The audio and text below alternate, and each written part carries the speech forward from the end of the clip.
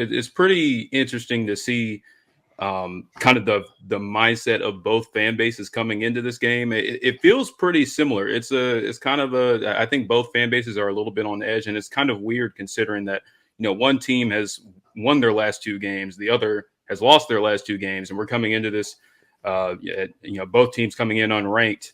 But when you look at how the trajectory of the season could change for both programs, depending on the result of this game, it really tells the whole story. I guess from the Clemson perspective, the club level, as Cam has eloquently put it in the past, has been off to a rocky start. Obviously the loss at Duke was pretty disappointing. Put up a ton of yards. Only get 7 points, turn the ball over a bunch. Fumble at the 1 yard line twice. Just really fluky. Just what the hell are we doing type stuff. So you were able to kind of excuse that in a little bit. It was definitely a shock to the system, but you could kind of write it off as, wow, that can't happen again. But then you watch the next really 3 weeks against Charleston Southern, Florida Atlantic, and then of course Florida State, and the costly turnovers continue to happen in just the worst possible times. I mean, the red zone offense is one of the worst in the country at this point. I think Clemson is only converting about 58% of their red zone opportunities into points, which is abysmal. And so I think the offense has not really coalesced. Bringing in Garrett Riley, the thought was that, okay, we finally have a real offensive system, and the things that we were all complaining about for years under Tony Elliott and then Brandon Streeter last year are finally going to be fixed. We have 4 or 5 starters returning on the offensive line. DJ Uyunglele is, he was a scapegoat for a lot of our problems, and he's gone now. So the idea in the Clemson fan base was like, man, we're finally going to get back to scoring points, and it really hasn't been that way. And I think that there's a lot of things that you can point to, from personnel not quite playing up to their talent level. You can point to the inexperience on the coaching staff. You can point to Dabo not using the transfer portal. There are a lot of things that have been leveled at this Clemson program, and honestly, all of it is valid. And I think it's kind of a chicken or the egg type of situation. Is what is the origin of the issues? It's really just all of them put together. So when I look at this matchup, going into it, I think both teams are kind of similar, at least in the last couple of weeks, as far as a quarterback that's been really, really up and down, really, really good defense, physical defense, great defensive lines, but they just have not coalesced on offense the way that a lot of the fan base expected. And I think this is going to be a rock fight just based off of what I've seen. I feel like both of these teams have great defenses that are going to be able to limit what the other is doing offensively. And I think the winner of this game is on good pace to kind of, revive their season, so to speak. Interesting. Let me take it back to the offense point with Garrett Riley, because that was the thought of everyone, myself included, of, hey, finally going outside of the Clemson tree family, injecting new ideas, updating the system. But Dabo clearly, famously came out and loudly said, we brought in someone who's going to coordinate the Clemson offense. We're not changing to the Riley brothers air raid system thing. He's coming and running our offense the way that we've done it. Has that been the issue? Have there been updates to the system? Or talk me through that, because there was a clear disconnect between the way that they couched it as we stole the offense that you saw from TCU that got them to the championship game. We stole that guy. We're going to run that. And Dabo clearly throwing water on that fire and saying, absolutely not.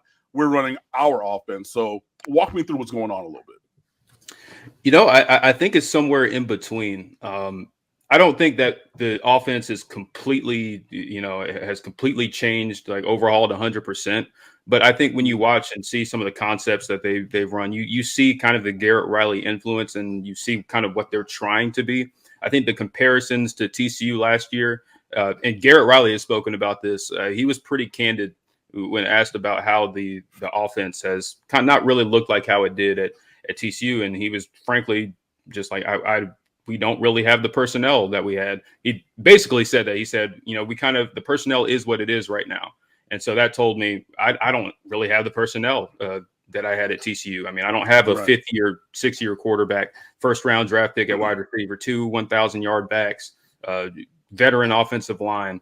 So in a lot of ways, that TCU offense was in much better shape coming in. And I think that's kind of been the frustration. I think the personnel right now is kind of what's limiting this offense, and not necessarily the scheme and the Garrett Riley influences, because I just don't think this group is playing up to their ability, whether it be the offensive line. Cade Klubnik still has a lot of growing to do based off of what we've seen.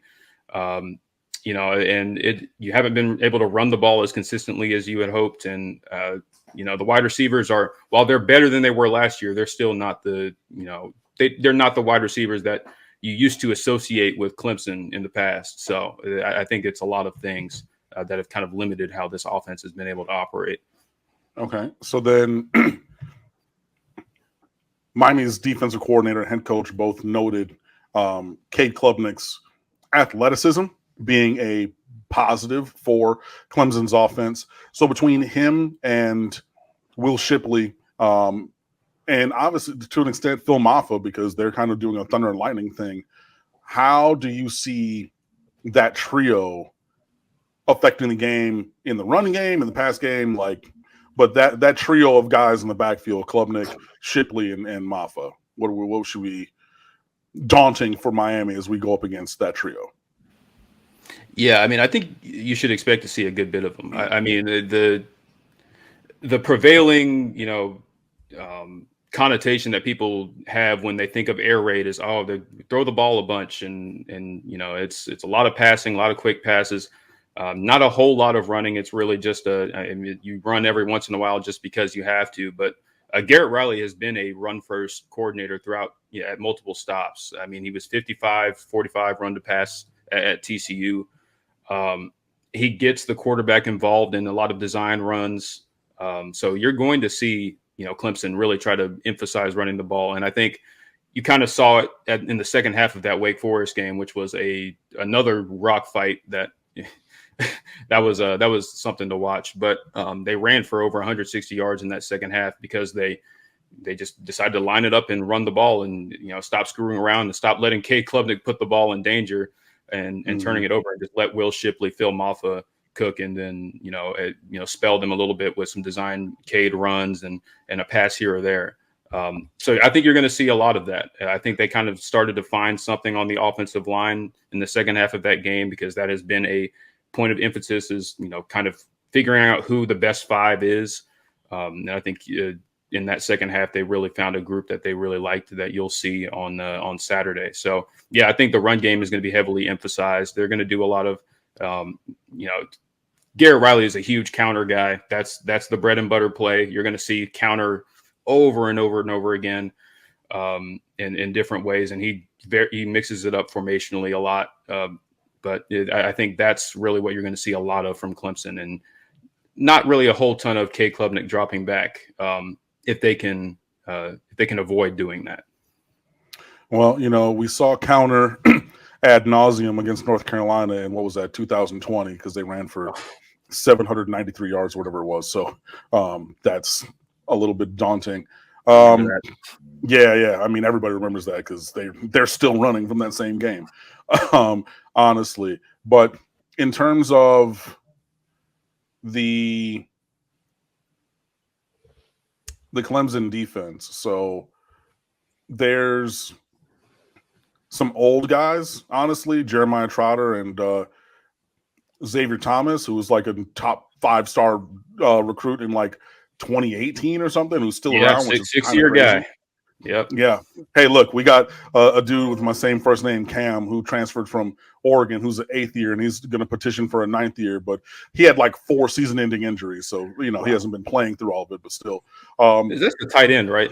yeah, He's a the tight tight end, end, right? Yeah. 84. Yeah, Okay. I yeah. remember hearing about But him. balancing those dudes with a true freshman, mid-season All-American in Peter Woods, the defensive tackle. Honestly, too. And TJ Two. Parker as well. Oh, okay. So tell me about the defense that Miami is going up against. Where could the Hurricanes take some advantage? Would it be in the running game that's been consistent for Miami? Would it be in the passing game that has been intermittent but pretty explosive for the Hurricanes? Tyler Van Dyke, leading passer in the conference, is going to throw that out there. Things like that. Where can the Hurricanes take some advantage? Yeah. I mean, through 6 games, I mean, this Clemson defense has been pretty stout. I think outside of the Duke game, I think there were a lot of sloppy moments. I think this is a pretty complete unit. If I had to pick a area that I'd call a weakness, Clemson's linebackers are obviously, tremendous. Jeremiah Trotter, Barrett Carter, those guys are likely going to be first, second round picks in the NFL draft. But I think there's some. I think Clemson has struggled at times, defending running backs out of the backfield. Getting the linebackers, particularly Trotter and Wade Woodaz, kind of getting them to cover. I think that teams in the past have exploited that a little bit. I think you could see a lot of that. I know Shannon Dawson will definitely use the running backs in the passing game a good bit. So I think that's kind of where I would go to. I think this Clemson secondary has been pretty solid. They will be getting Nate Wiggins back, their top cover corner. And the safeties have been pretty solid. They haven't given up a ton of explosive plays. So I think getting the defense, especially the second level, to, their eyes moving a lot and creating some busted coverages and stuff like that. I think that's where you'll see Miami try to do that. So whether that's, motioning Restrepo or something and then sneaking, I don't know, Henry Parrish or, name your running back out of the backfield, stuff like that, I could totally see. And I think this Clemson defense has been susceptible to that through 6 games. It'll be interesting with that specifically because Miami Hurricanes running backs, as I look at it now, only have 10 catches on the year, and 3 of those have been from third and fourth string dudes in mop-up duty. So Henry Parrish has 7 catches, and he's missed time in games and everything. So that's not actually been a very big part of our passing arsenal at all. So it'll be interesting to see if we try to do that and take advantage of anything. But apart from some of the Jimmies and Joes that we've talked about and some of the X's and O's, y'all have destroyed us since we last beat y'all. It's 178-30 over the last 4 games. That includes in the ACC championship game, that includes the COVID year, that includes 58-0, the swan song of Al Golden that I was there for. Took him almost an hour and 20 minutes to emerge from the locker room to do post-game interviews. And I mean, because he knew he kind of sat by himself in the locker room from what we're told. He knew that he was going to go home and have a tough conversation with his wife and need to start packing his stuff. But I say all that to say that regardless of these things that we've talked about, why should I or any Hurricanes fan believe that realistically this game is going to be, south of a 3-touchdown, 4-touchdown Clemson win, which is what they've all been for the last decade? Well, I mean, first and foremost, this is not based off what we've seen through 6 weeks. This is by far the worst Clemson team. I won't say by far. I mean, last year's team was probably, if you name the last 4 matchups, last year's team was definitely the worst that they faced. But I don't think this team is much better. Honestly, they've been worse on offense, so probably a little bit better on defense. But this is not your, 2015, 16, 2018, even 2020. I mean, that's not the Clemson team you're about to face. This is a very flawed Clemson team, talented, but very flawed and has shown that they are not, invincible. And I Look, think, y'all were flawed last year and beat us by 30. yeah. So, But I think you guys are in better shape than you were. I mean, you weren't starting you'll actually be starting your starting quarterback, I think, this go around. So I think that'll help. Not starting a true freshman, just raw. I mean, talented but raw quarterback that isn't particularly accurate. So yeah, I think this is not a dominant Clemson team. This is not a Clemson team that has found itself in as far as its identity and who they want to be offensively. So I mean, I'm not expecting a Clemson blowout. I mean, it would shock me, honestly, just based off of what I've seen. This offense has been, especially because of the offense, playing up and down to the competition. I thought they played really well against Florida State. Then, they played well against Syracuse, and then they followed that up with a 17-12 rock fight at home against a not a particularly good Wake Forest team, and a Wake Forest team that you've dominated throughout your school's history.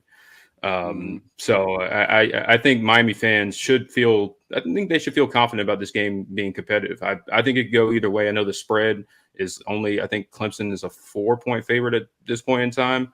Yeah.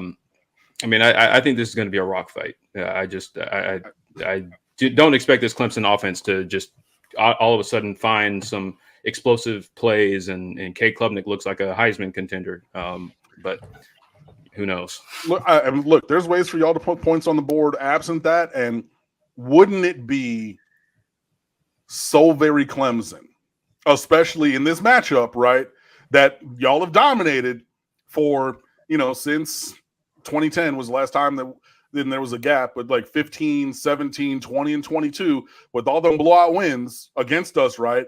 And look, you see this team that y'all have blown the doors off of time and time again, and then this being that get-right game that nobody saw, like nobody really saw coming, but thought could maybe be possible. Like, that's where my brain is, because like,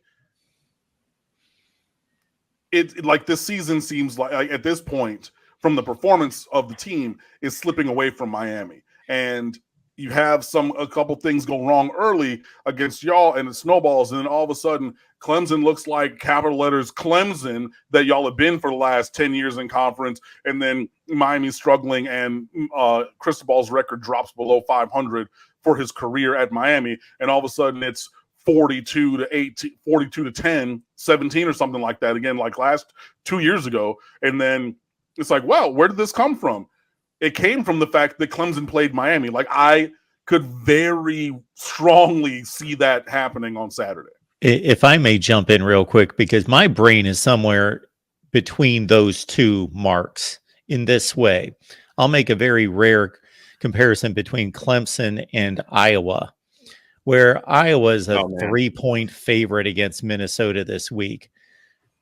I don't have a whole lot of confidence that Iowa's going to win that game by that much, but it's almost like if Vegas could give us a second measurement beyond the point spread, if they also had a confidence factor, I have a high degree of confidence that Clemson's going to win this game, but I don't think they're going to embarrass Miami in any such way. I think it's going to be an extremely close game, but my confidence level in Clemson culture, program, coaching staff, all of that is pretty high in comparison to Miami. But I'm not expecting some dominant effort at all. I wasn't expecting that in the last couple of times, and I wasn't expecting it the last couple of weeks.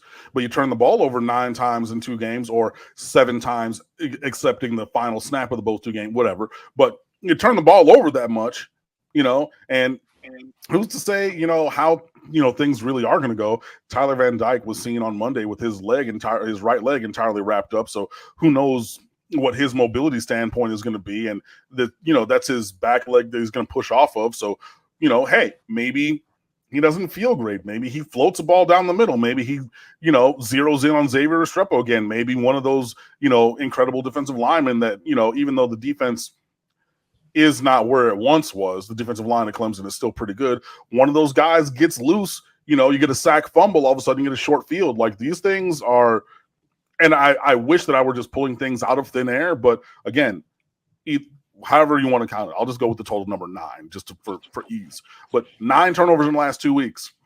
It's not crazy to see another 1 or 2, at least from Miami to Clemson, and then, y'all cashing that in. So we'll see. Yeah. Falconer TRX doubling his normal 305. Jordan, what has Clemson done to prepare for the turf at Miami's home stadium, aka Hard Rock? You have to understand, Jordan, there's a long-standing little inside joke with TRX and turf, and so yeah. But I mean, I would imagine it's not any different than. I mean, we haven't been down there since 2015, so I'd imagine you have to practice a little bit different. But that's a lie, because y'all have played in the Orange Bowl multiple times. Don't sit here and say, you know what? like y'all haven't been down here. It's the same stadium with the same turf. Stop lying, Jordan. I was given the benefit of the doubt, and I was like, we haven't been down there to play Miami in a long time. So that I guess that probably was the distinction. But yeah, I mean, it hasn't been any different. I mean, and even in the bye week, Clemson was. I mean, Dabo was pretty frank. He was like, we haven't even done a whole lot of preparation for Miami specifically. It was a lot of what do we need to do for Clemson. So whatever that means. But it's no different than any other road trip. Obviously, Clemson plays on natural grass, so that obviously has to you have to take that into consideration, and that's something that they practice for all the time. So I'll ask this question, Jordan. The turf is natural grass. Okay, I wasn't sure. I've never been down there, so I wasn't sure. Yeah, no, it's an NFL stadium. They have natural grass. That's right. Good point. I've got a quick question, Jordan. That's one of those impossible questions to truly answer, but because we've seen Clemson in 2021 drop games early, play themselves out of the conference race, but then pretty much show that they're the best team in the conference by the end of the season and really play for pride and really talk up, hey, we're at a championship level program. This is what we do. We win double digits, and so we play for pride. And they did that in 21. They did that last season. They played themselves out of a national championship possibility, but then they still rebounded to just wax North Carolina in the ACC title game. So this season, they've kind of played themselves out of it. If you can do the math, obviously, they've got this horrendous mountain to climb against Florida State and Duke in terms of dropping those 2 games, and those 2 teams continue to win. So they're almost at a 3-game deficit. So the math is just working against them by the week. So they've been sluggish since that Florida State game. And we all know how close they came to winning that game, how they had the game. How much of a gut punch was that? Because that's pretty much the season right there. They win that game. The outlook right now is completely different. They're tied with Florida State right now. I'm laughing I'm laughing at Falconer's chat. He said, "I love the serious response to an absurd question. Well done, Jordan. Any interest in politics?" I did run for student government in high school, so I mean that's about as close as we're going to get to that one. But I appreciate the question. But to answer your question, Mark, I mean it was pretty brutal. I mean that's one of the more disappointing results that I can remember. From a Clemson standpoint, losing that Florida State game the way that you did. I mean you felt like you had thoroughly outplayed them for most of the game. And obviously the strip sack fumble that was returned for a touchdown was killer. The missed field goal by a kicker that you got literally off of out of Charleston. He was just sitting, getting ready to take a job up in New York. He was on the team last year. Just all of that, compounded together. And then obviously your best corner goes out right at the end of regulation. And then his replacement ends up giving up the game winning touchdown. just so many things that happened in that game that just make you think like this team is extremely close to having a completely different outlook on the season. But you mentioned 2021, and I think this is a really good comparison in a lot of ways. I think offensively, Clemson is in a lot better shape than that 2021 team is, and the defense has performed about as well. The number, the scoring defense, factors in a lot of the points that Clemson has given up off of turnovers this year. But when you take those out, it's pretty comparable to that 2021 defense. So yeah, I think this team just has to get off the mat, and Dabo has shown in the past that this team doesn't quit even when they take a couple of losses. So I mean, I expect a spirited effort from Clemson on Saturday, but we got a spirited effort from them against Florida State, and they still came up short. So it depends. But that Florida State game was I don't know where I would rank it, because I'd probably need to give it time.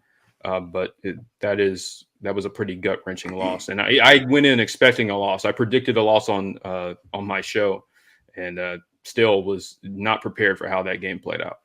In terms of this week, I don't have much confidence, to be perfectly honest. That's why I was so very, very, very mad about the most idiotic loss I've ever seen against Georgia Tech, because that game mattered, and I pretty much thought that we're going to lose to Carolina, and it's a different situation if either or both of these teams are here at 5-1, but like, you got consecutive losses in the ACC. You're pretty much out of it already, because there's two other undefeated teams in conference still. You drop this one to Clemson, which I think is going to happen.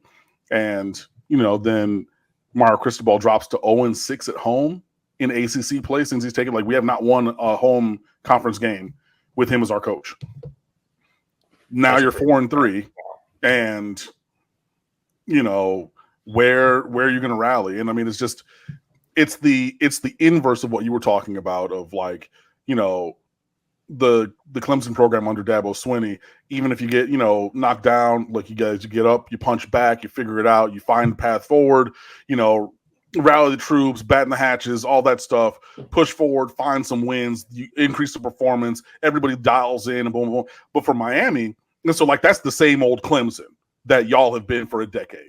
Regardless, we're going to find a way through, even with the setback, going to push forward, hit those 10 wins every single year, but it comes together. For Miami, same old sorry-ass Miami is the opposite. It's already a 2-game losing streak. It could turn to 3. Then what's going to happen? You got guys who might, injuries. You got guys sitting out, dissension in the locker room. The quarterback's putting up numbers, but we're not winning. What's going on here? What's going on there? What I'm seeing, I have seen so many times, and it's the opposite from what's going on at Clemson. So this is a real big game for both teams. I think it's it's massive to get to 5-2 as opposed to 4-3 for whoever wins this. But it's huge, and I want. I'm a Miami alum, I want Miami to win. I will be pushing for Miami to win. That's what I want to see happen. It's just, I've seen this movie too many times, and I have negative confidence and faith in the trajectory of this organization and program through the rest of this season, including this weekend. I don't see it. And I know that I am being, doubting Thomas and ye of little faith. That's me. I need to see it. And I thought I'd seen it against Texas A&M, but then you just undo all that good work and things are spiraling. And when things have spiraled in this way in previous years with consecutive losses or multiple things like that, and Mark, I've said this on the show for on a decade, because we've been doing this for 10 years now, right? I've been saying I need somebody to step up and make a positive program changing play. And I don't know who that's going to be. And I thought we had it at one time with Trajan Bandy in 2017, but then you go out and you do that on, the day after Thanksgiving, and that tanked the 2018 recruiting class because we had pushed all the recruiting to postseason to focus on getting to the playoff, focus on all of those things. and then it tanks before the conference championship game and things like this. So I've seen this so much that I would like it if I could be more positive, but just like this is giving me negative flashbacks, and I see y'all coming in here and doing the thing and leaving with a double-digit win. I really honestly do. So if I'm reading this correctly, you're somewhere between losing faith in what's going on this particular season only, but it's starting to spill maybe into long-term losing faith in Cristobal. I'm saying that the failings that are ongoing in this season remind me of this season, that season, this season, that season, this season, that season. I think it will take more to really change things, but like more losses might have a negative tangible effect on recruiting. And if we got him here as a talent acquisition specialist, as the best recruiting head coach in America, right? If that's supposed to be the thing, and in the next year when you finally, and he said it after the Texas A&M game, this is proof positive. This is the one. This is proof of concept of what we're building. Jaden Davis was in the recruiting section in 2017 for the Notre Dame game, and he's out there on the field talking about, yo, this stadium sounded like it did that day on this day. So, you have all those things, but then even that caps off and maybe doesn't have the upward projection that I thought it could have after that game. Then we got to ask some questions about things, because clearly he's not here as a game manager because he managed the way into a loss that was a surefire victory if he would have just taken a knee. So, I'm not there yet, but I see that as we're driving in Colorado, and I'm not in the Rockies. I'm not at the mountain, but I see the mountain, if that makes sense. And you mentioned losing a couple more games. Don't let Dabo know, because apparently he thinks losing a couple of games is might be a good thing. So I honestly don't know what to expect on Saturday, and that's kind of giving me some pause this week. Hey, man, have him tell that to the team in the locker room. Hey, if that would be good for y'all growth to suffer through some adversity, then just pick today or pick this Saturday as a game for y'all to lose. That would be helpful for me. And, everybody gets what they're looking for. I get the win. Dabo gets the loss to build character. We're good with that. Sounds like a deal. So you think culture can spill over from one tenure to another, meaning you're citing some Mark Richt era culture breakdowns? We've seen it since Larry Coker in literally when it started to come apart in 2003 on a Thursday night in Chapel Hill when Connor Barth hit a field goal for the first loss in the regular season since my freshman year, which was week 2 at Washington. So we lost the second week of my freshman year. Yeah. And then not until my senior year during the season.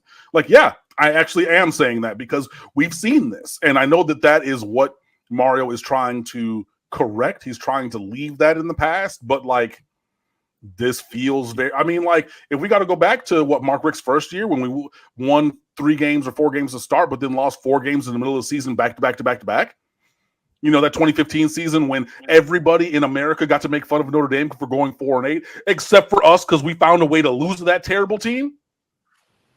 Yeah, no, this is feeling very much like that. And we can go into the bag and say, okay, well, where did other multiple game losing streaks happen? Yes, this feels exactly like that. Maybe even a little bit worse because we have better talent and they're just giving the other team the ball all the darn time.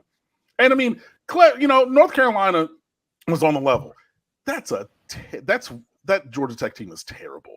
That Georgia Tech team is terrible. Yeah. Mm-hmm. And the negative scale for that one absolutely makes me think, sure, this seems like that and that and that and that. So until I see something tangibly happen that tells me and shows me in terms of performance and result that the culture and the performance has changed on the field, yeah, I'm thinking about what I've seen before. Absolutely, 100%.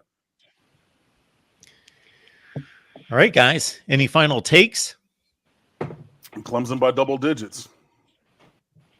I'm going to give a little bit more conservative score prediction. I'm going to say Clemson 24, Miami 17.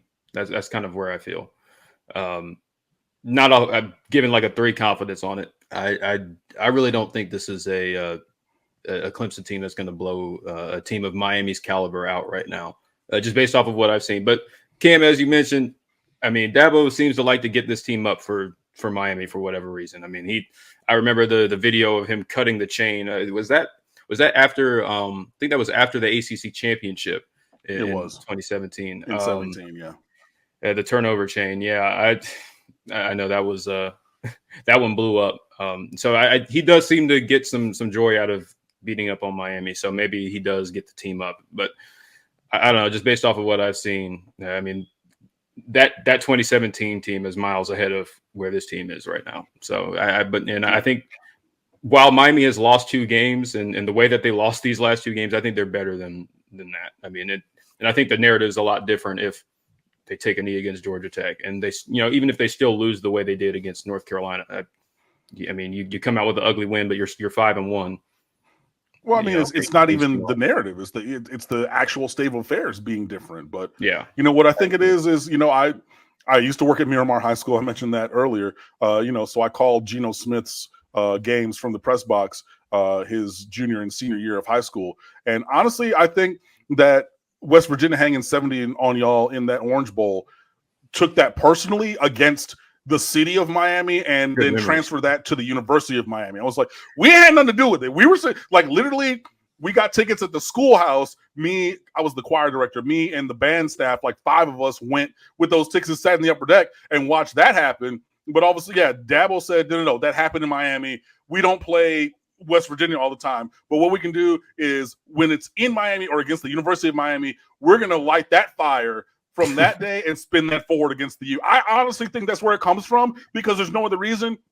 But hey, we'll see what happens.